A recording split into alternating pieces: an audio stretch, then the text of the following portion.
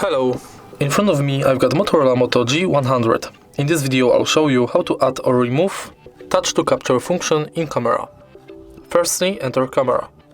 Now go to settings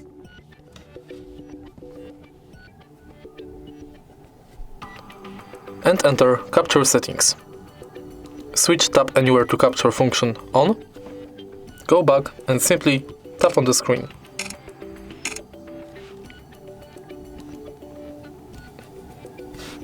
To turn this function off, again go to settings, capture settings and switch this button off. If you find this video helpful, please leave like, comment and subscribe.